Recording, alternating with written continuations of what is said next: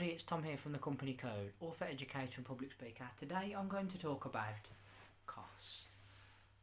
I had the pleasure of visiting the Greek island of Kos back in 2006 with my mum, dad, brother, sister, my two grandparents, my aunt, uncle,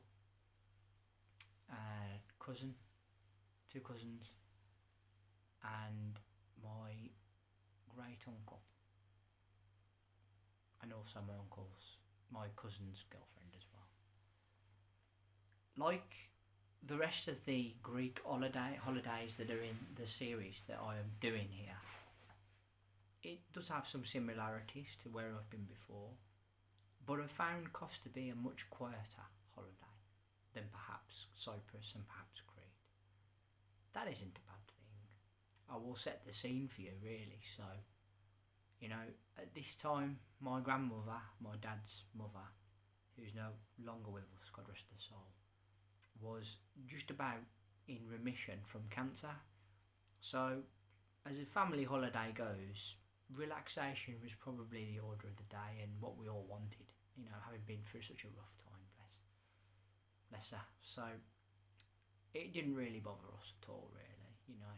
And by that time, I was getting a little bit older anyway, so not always wanting the wild party type holiday. Right, a little bit of everything is always good, of course. Anyway, so I didn't have the best of starts to this holiday, and I don't mean to put any of you off, but again, I do feel that certain things do need attention, definitely. And I want to give this some attention because it can happen to any one of you. That's right, any one of you watching here might have this experience. I hope you don't. And I hope that you can enjoy your holidays and never have this inconvenience. But this happened to me. So like, we landed in the airport and my bag never came through out of the luggage claim. Neither did my Uncle Reggie's either, my great uncle. And for literally 4 or 5 days, I had no case, I had no stuff.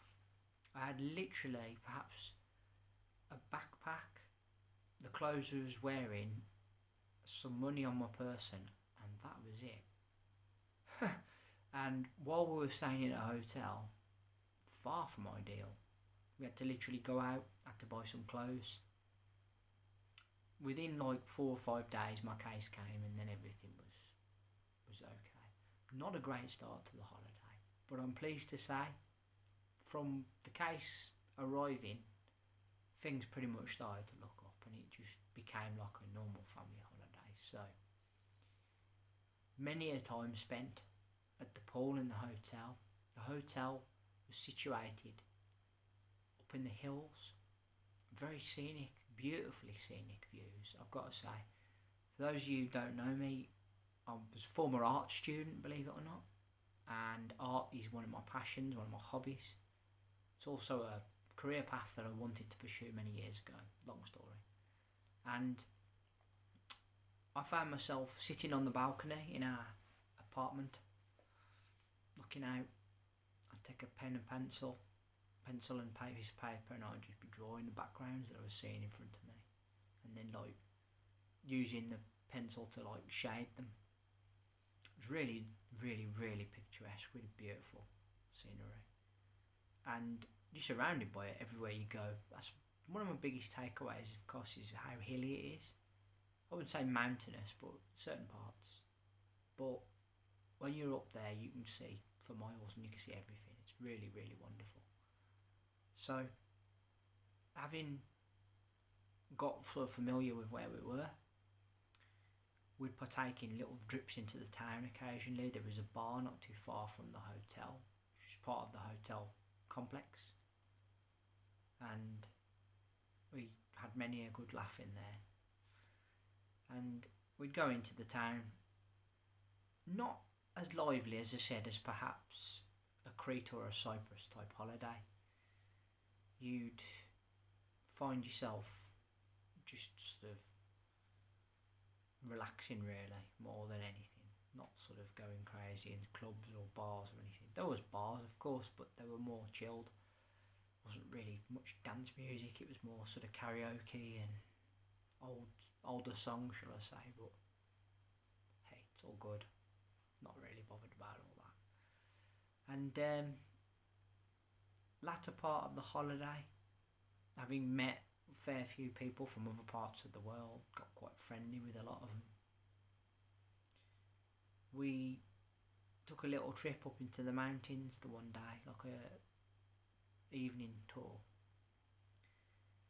It dropped us off in the most beautiful village, like really, really proper, back to the earth, probably how they lived in Greece 100 years ago.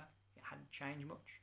It's like the land that time forgot, but not so disconnected from the modern world that, you know, you're wandering into like some sort of cult or anything like that. And you would have a little walk around there, and then later on we went a little bit higher up into the hills, and we were dropped off at what can only be described as like a Greek party. And I have to say that was probably one of the big highlights of the whole holiday, really. It's actually, as I've said it like one of my previous videos about Cyprus, all them years ago when I was a young boy dancing around the pool to the Greek music.